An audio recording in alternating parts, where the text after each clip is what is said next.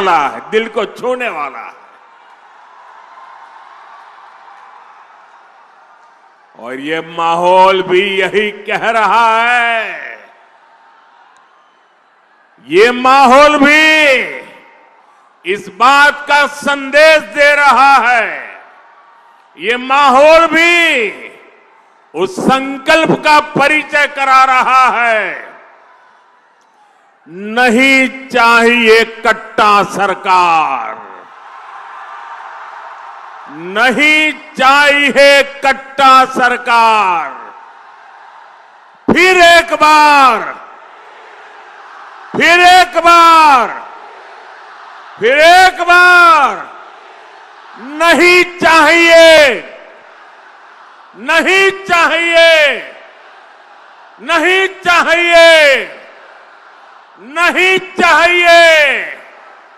फिर एक बार, फिर एक बार, फिर एक बार। साथियों, आपने तो कई लोगों की नींद हराम कर दी। आप नीचे बैठिए भाई, आप बैठिए नीचे। आप फोटो लाए हैं, मैं आपका बहुत आभारी हूं। यहां पार्टी कार्यालय में दे देना। आप लोगों ने ये 3 मिनट में अच्छों की नींद उड़ा दी है जी।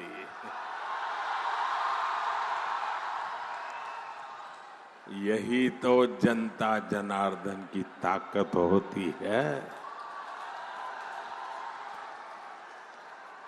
साथियों, मां सीता की इस पुण्य भूमि पर आया हूं, ये भी बड़ा सौभाग्य है। और मुझे 5-6 साल पहले का आज का ही दिन याद आता है। आपको भी याद आ जाएगा। वो तारीख थी 8 नवंबर 2019। याद कीजिए, 8 नवंबर 2019 माता सीता की इस धरती पर मैं आया था। और यहां से अगले दिन मुझे सुबह सुबह पंजाब में करतारपुर साहब कॉरिडोर के लोकार्पण के लिए निकलना था। और अगले ही दिन सुप्रीम कोर्ट में अयोध्या पर फैसला भी आना था।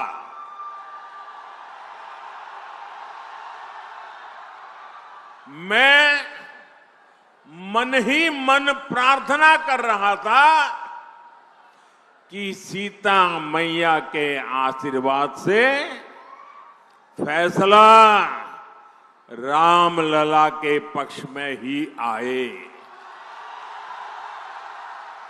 मैं लगातार प्रार्थना कर रहा था। और साथियों, जब सीता माता की धरती से निकलते हुए प्रार्थना करूं, वो प्रार्थना कभी भी फल जाती है क्या? इस धरती की ताकत है कि नहीं है? और यही तो मां के आशीर्वाद है। और साथियों, ऐसा ही हुआ।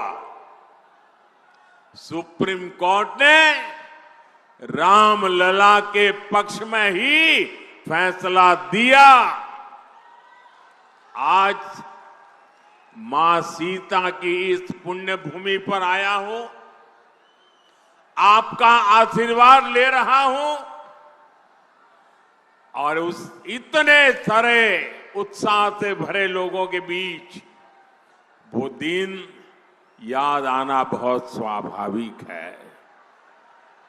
साथियों, मां सीता के आशीर्वाद से ही बिहार विकसित बिहार बनेगा। ये जो चुनाव है, ये विकसित बिहार बनाने के लिए है। ये चुनाव तय करेगा आने वाले सालों में बिहार के बच्चों का भविष्य क्या होगा, आपके संतानों का भविष्य क्या होगा, आपके बेटे बेटियों की आने वाली कल कैसी होगी। और इसलिए ये चुनाव बहुत अहम है। साथियों, आरजेडी वाले बिहार के बच्चों के लिए क्या करना चाहते हैं, ये इनके नेताओं के चुनाव प्रचार में साफ साफ दिखता है। आप जरा ये जंगल राज वालों के गाने और उनके नारे जरा सुन लीजिए, आप कांप जाएंगे। क्या बोलते हैं, क्या सोचते हैं। आरजेडी के मंचों पर मासूम बच्चों से कहलवाया जा रहा है। क्या कहलवाया जा रहा है? वो बच्चे कह रहे हैं उन्हें रंगदार बनना है, रंगदार बनना है।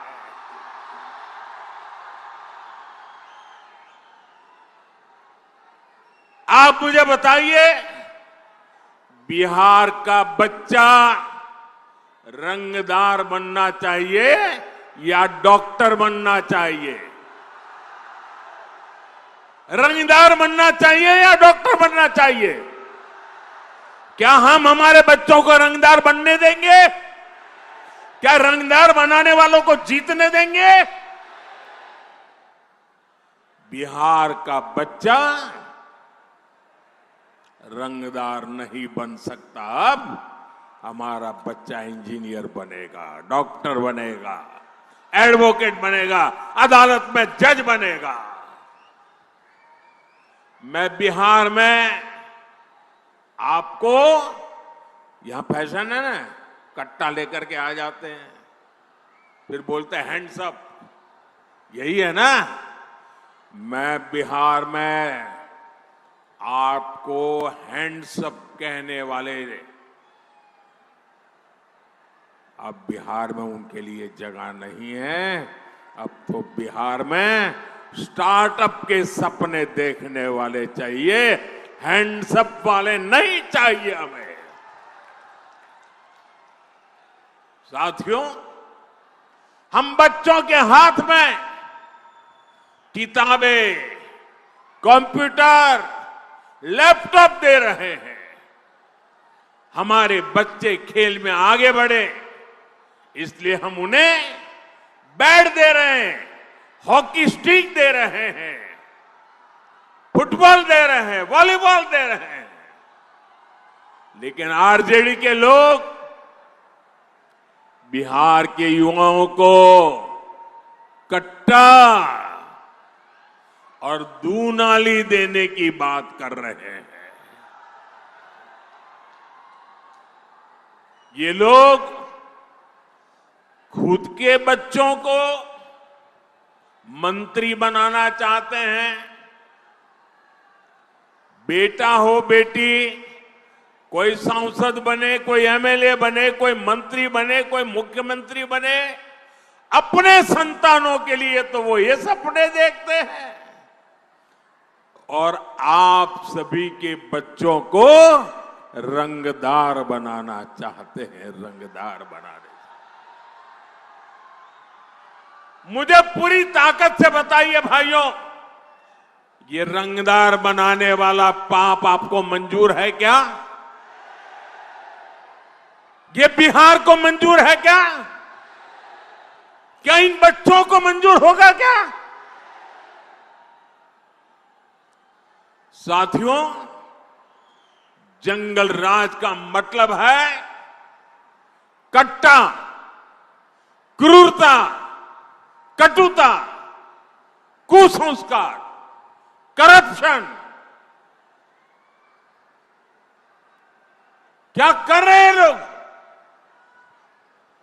ये कुसंस्कार से भरे हुए लोग हैं, कुशासन का राज चाहते हैं। भारत रत्न जननायक कर्पूरी ठाकुर जी, भोला पासवान शास्त्री जी, ऐसे महान नेताओं ने बिहार को सामाजिक न्याय और विकास का विश्वास दिया था। लेकिन जैसे ही जंगल राज आया, वैसे ही बिहार में बर्बादी का दौर शुरू हो गया। आरजेडी वालों ने बिहार में विकास का पूरा माहौल ही खत्म कर दिया। साथियों, ये आरजेडी और कांग्रेस वाले उद्योगों की एबीसी भी नहीं जानते। ये उद्योगों में सिर्फ ताले लगाना जानते हैं। 15 वर्ष के जंगल राज में एक भी बड़ी फैक्ट्री, बड़ा कारखाना बिहार में नहीं लगा।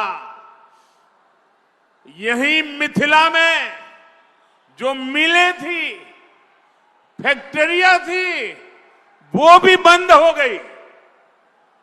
15 वर्ष के जंगल राज में कोई भी बड़ा अस्पताल, मेडिकल कॉलेज बिहार में नहीं बना। इसलिए जंगल राज वालों के मुंह से विकास की बातें सिर्फ और सिर्फ सफेद झूठ है। साथियों, जंगल राज के समय में बिहार के लोगों का सरकार से भरोसा ही उठ गया था।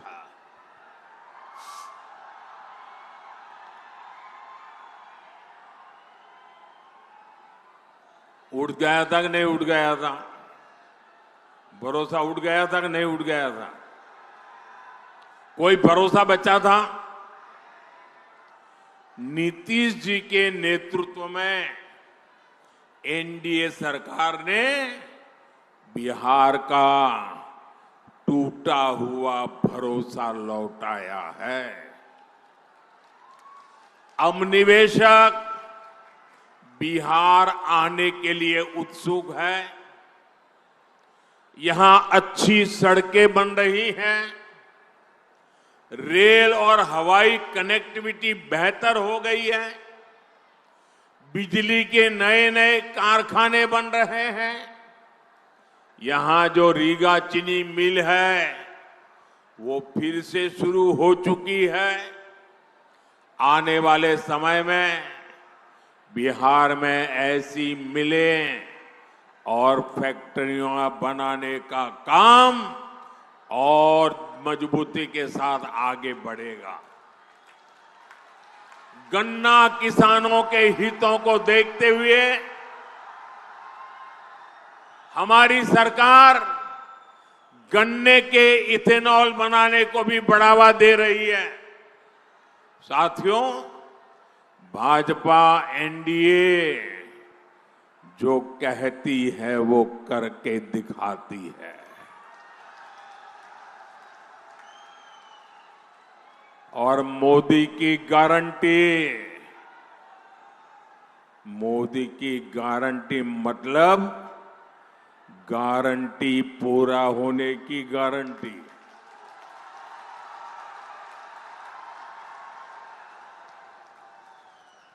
बिहार की समृद्धि का बहुत बड़ा आधार आत्मनिर्भर भारत अभियान भी है। मोदी देश को दुनिया की फैक्ट्री, बहुत बड़ा मैन्युफैक्चरिंग हब बनाने में जुटा है। ये तभी हो सकता है जब बिहार में खेती से जुड़े उद्योग लगे, बिहार में पर्यटन का विस्तार हो, यहां टेक्नोलॉजी से जुड़े उद्यम लगे, मैन्युफैक्चरिंग पर ज्यादा से ज्यादा निवेश हो। आने वाले सालों में हम इस काम को और तेजी से करने वाले हैं। मैं इसका रास्ता एनडीए ने अपने घोषणा में भी बताया है, घोषणा पत्र में बता करके रखा हुआ है। साथियों, यहां के हमारे नौजवानों में, हमारी बहनों में अद्भुत सामर्थ्य है और मोदी आपके श्रम, आपका सामर्थ्य, आपकी कला का ब्रांड एम्बेसडर है।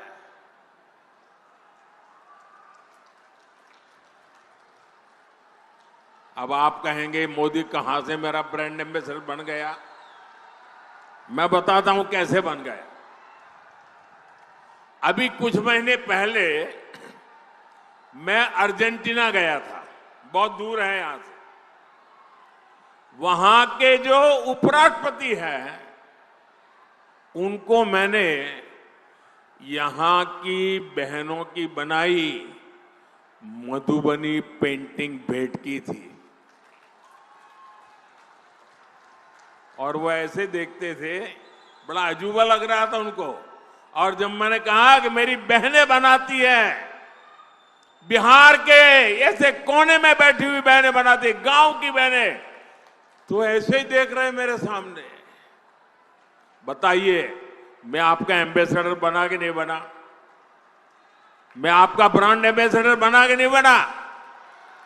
बिहार की बात दुनिया में पहुंचाई कि नहीं पहुंचाई? आपका मधुबनी पेंटिंग पहुंचाया कि नहीं पहुंचाया?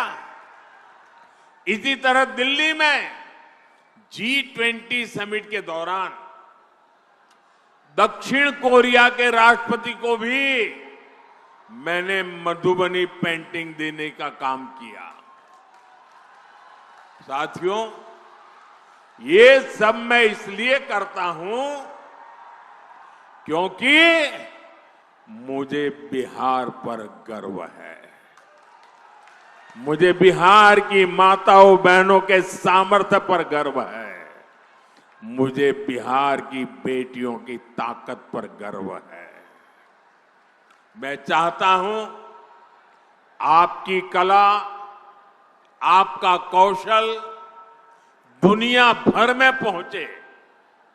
भारत में बने चीजों के लिए दुनिया में नया बाजार बने। साथियों, एक समय था जब बिहार दूसरे राज्यों से मछली मंगाता था, लेकिन एनडीए सरकार की नीतियों का असर है कि बिहार अब दूसरे राज्यों को मछली भेजने लगा है।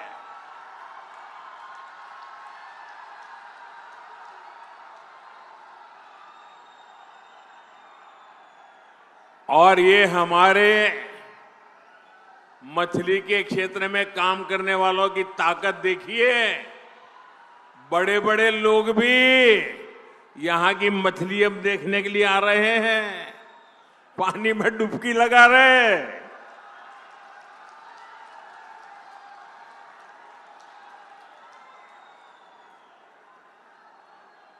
किसी ने मुझे कहा कुछ लोग बिहार की चुनाव में डूबने की प्रैक्टिस कर रहे हैं। साथियों, जैसे मछली के क्षेत्र में बिहार के लोगों ने बड़ी कमाल की है, सरकार ने और बिहार के हमारे मछुआरे भाई बहनों ने मिलकर के एक नया क्षेत्र खोल दिया है। अब इसी तरह हम मखाने को दुनिया के कोने कोने तक पहुंचाना चाहते हैं। बिहार का मखाना दुनिया के घर घर तक पहुंचेगा तो फायदा छोटे किसानों को होगा। साथियों, ये माता सीता की धरती है। नारी शक्ति का सामर्थ्य कैसे एक परिवार को, पूरे समाज को ताकत देता है, ये धरती उसकी साक्षी रही है। हमारी एनडीए सरकार भी महिला सशक्तिकरण के मंत्र के साथ आगे बढ़ रही है।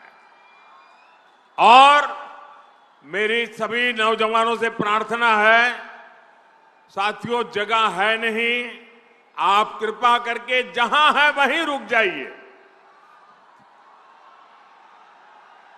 मेरे नौजवान साथियों, अरे ये पैंडल में जगह हो ना हो, मोदी के दिल में आपके लिए भरपूर जगह है।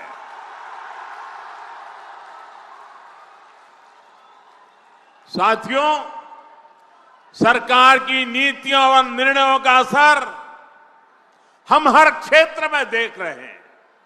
साथियों, यही बिहार के राजगीर में पिछले वर्ष महिला हॉकी की एशियाई चैंपियनशिप हॉकी टूर्नामेंट हुई थी। हमारी बेटियां चैंपियन बनी थी। कुछ दिन पहले भारत की बेटियों ने क्रिकेट विश्व कप भी जीता है। ये क्रिकेट के इतिहास में पहली बार हुआ है। 3 दिन पहले ही ये विश्व विजेता हमारी बेटियां दिल्ली में प्रधानमंत्री आवास पर आई थी। उनका आत्मविश्वास देखकर मुझे गर्व हो रहा था। गांव कस्बों से निकलकर हमारी बेटियां 140 करोड़ भारतीयों का अभिमान बनी है। साथियों, हमारी बेटियों का यह नया आत्मविश्वास इसलिए आया है क्योंकि हमारी सरकार कदम कदम पर नारी शक्ति के साथ खड़ी है। अब आप देखिए, जनधन बैंक खाते, मजाक उड़ाते थे मेरी कि महिलाओं के जेब में पैसा नहीं होता है, खाते कैसे खुलेंगे। अरे मैंने कहा 1 भी रुपया दिए बिना भी मैं खाते खोलूंगा। और मैंने खोले। और ये सिर्फ एक पासबुक देने का मामला नहीं था, ये बहनों बेटियों को आर्थिक रूप से सक्षम बनाने का माध्यम बना। मैं आपको एक और उदाहरण देता हूं। आजकल मुख्यमंत्री महिला रोजगार योजना की बहुत चर्चा है। बिहार की 1,40,00,000 बहनों के खाते में 10-10 हजार रुपया पहुंच चुके हैं। कल्पना कीजिए, अगर बहनों के बैंक खाते ही न खुलते तो क्या ये योजना बन पाती। मोदी ने बैंक खाते खुलवाए, नीतीश जी की सरकार उनमें बहनों को सहायता भेज रही है। आज पाई पाई बहनों के खाते में पहुंच रही है।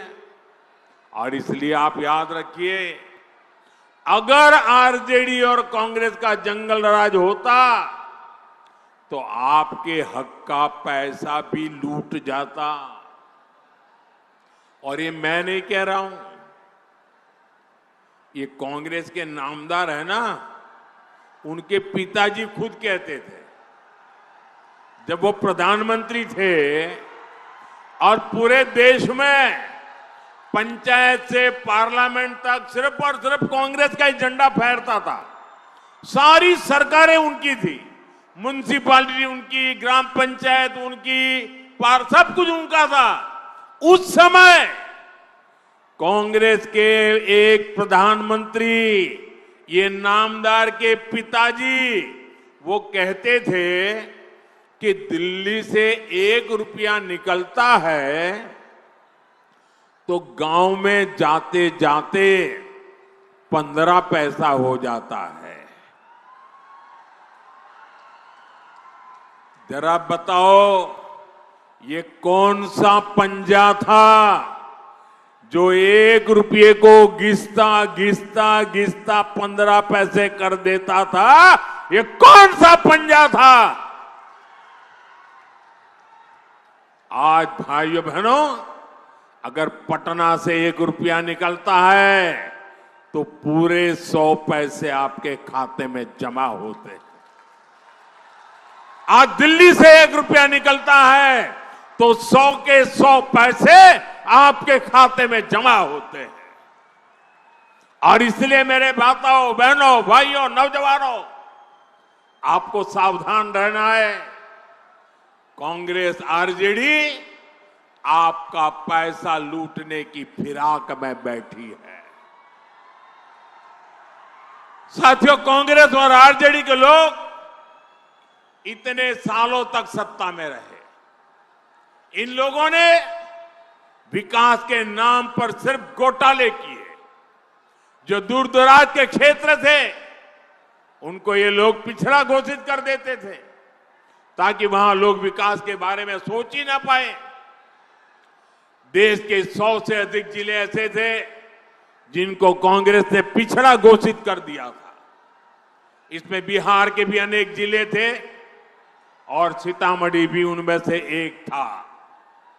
साथियों, जिनको इन्होंने पिछड़ा घोषित किया था उनको हमने आकांक्षी जिला बनाया, वहां मिशन मोड पर विकास शुरू किया।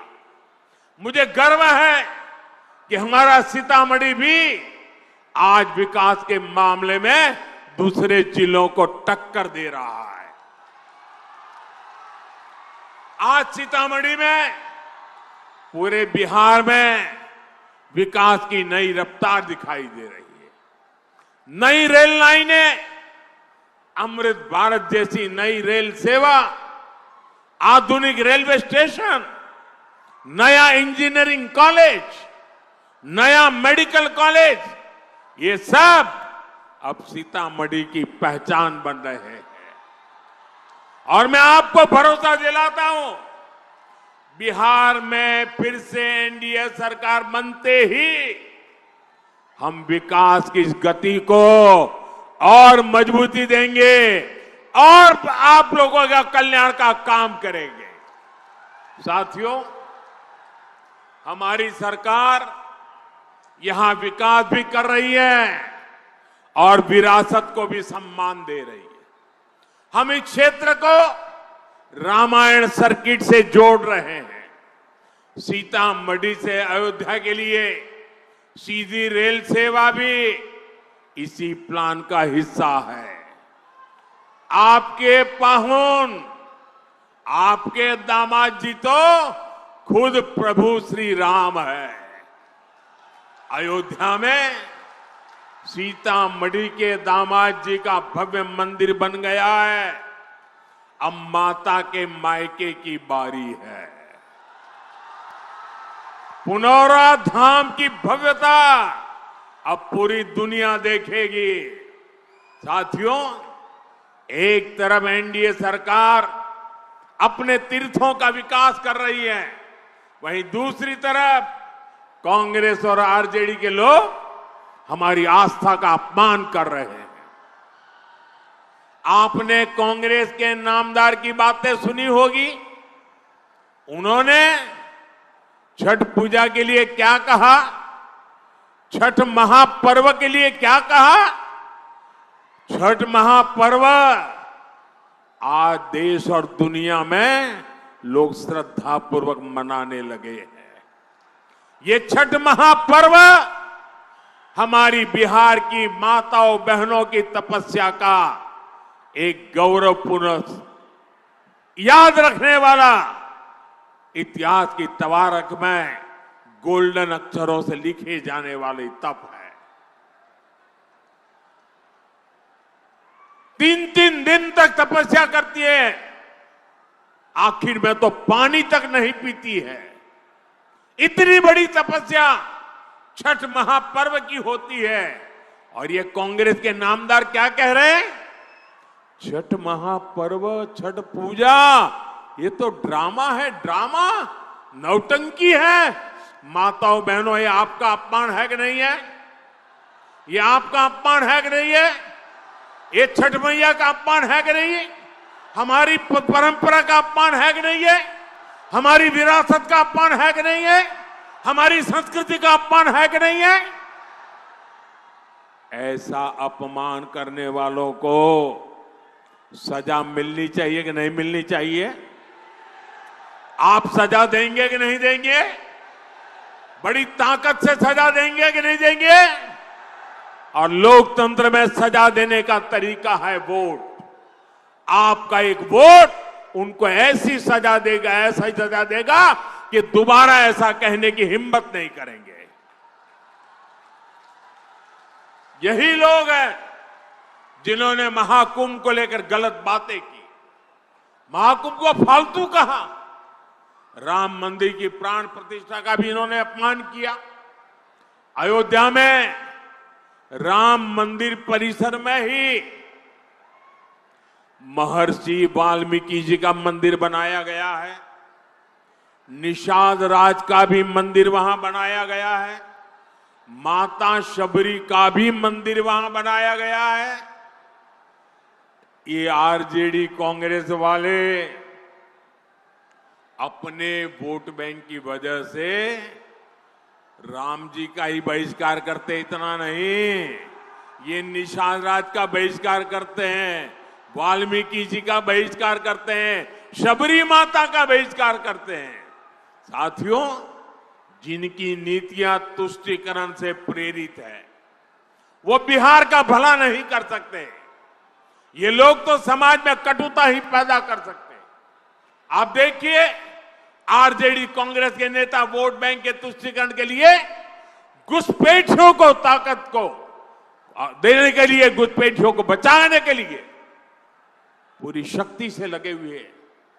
जिन घुसपैठियों का भारत से कोई लेना देना नहीं, ये लोग उनको बचा रहे हैं। साथियों, जो घुसपैठिए हैं ये आपके हक पर डाका डालते हैं। एक घुसपैठिए आपके संतानों के हक की चोरी करते हैं और ये उन चोरों को बचाने के लिए मैदान में उतरे हैं। आपकी रोजी रोटी पर कब्जा कर लेते हैं, हमारे बेटियों की सुरक्षा, देश की सुरक्षा के लिए खतरा बन जाते हैं। अब आप मुझे बताइए साथियों, आप पूरी तरह जवाब देंगे मुझे? सबके सब जवाब देंगे? पूरी ताकत से जवाब देंगे? ये जंगल राज वालों के कान फट जाए ना, ऐसा जवाब दीजिए मुझे। देंगे? मुझे बताइए, एक घुसपैठियों को निकालना चाहिए कि नहीं निकालना चाहिए? एक घुसपैठिए जाने चाहिए कि नहीं जाने चाहिए? एक घुसपैठिए जहां से आए वहां जाने चाहिए कि नहीं जाने चाहिए? आप मुझे बताइए, एक घुसपैठियों का हिसाब कौन कर सकता है? पूरी ताकत से बताइए, घुसपैठियों का हिसाब कौन कर सकता है? कौन घुसपैठियों को निकाल सकता है? कौन घुसपैठियों को सजा दे सकता है? मोदी नहीं। ये आपका जवाब गलत है।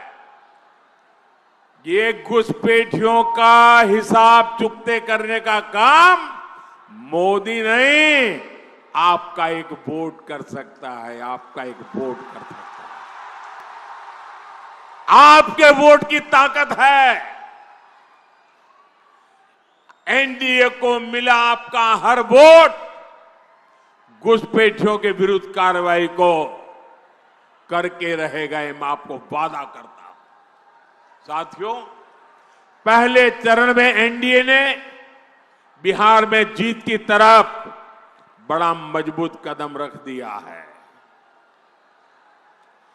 11 नवंबर को आपका वोट एनडीए के सभी उम्मीदवारों को मिलेगा तो एनडीए की प्रचंड जीत तय हो जाएगी और तभी गरीबों का कल्याण का काम, गरीबों के लिए पक्के घर बनाने का काम, हमारी बढ़ी हुई पेंशन सबको पहुंचाने का काम, जिस तरह पहले चरण में बिहार ने मतदान के सारे रिकॉर्ड तोड़ दिए, वैसे ही आपको दूसरे चरण में भी मतदान का रिकॉर्ड तोड़ना है। तोड़ेंगे?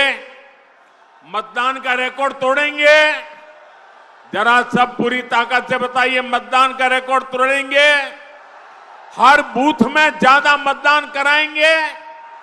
हर बूथ में पहले से ज्यादा 100 वोट जाना चाहिए। 100 लोग मतदान के लिए जाइए, पक्का करेंगे। आप इतनी बड़ी तादाद में हमारे उम्मीदवारों को आशीर्वाद देने आए हैं। मैं सभी चुनाव के उम्मीदवारों को कहता हूं, आप आगे आ जाइए। जो इस बार चुनाव, बस यही खड़े रह जाइए। हाँ, मैं आप सबको मिलने के लिए आ रहा हूं, आपको शुभकामनाएं देने के लिए आ रहा हूं। इन सबके आशीर्वाद में बोलिए, भारत माता की, भारत माता की, भारत माता की। वंदे मातरम के 150 साल, मेरे साथ बोलिए, वंदे मातरम, वंदे वंदे वंदे वंदे वंदे वंदे वंदे वंदे वंदे।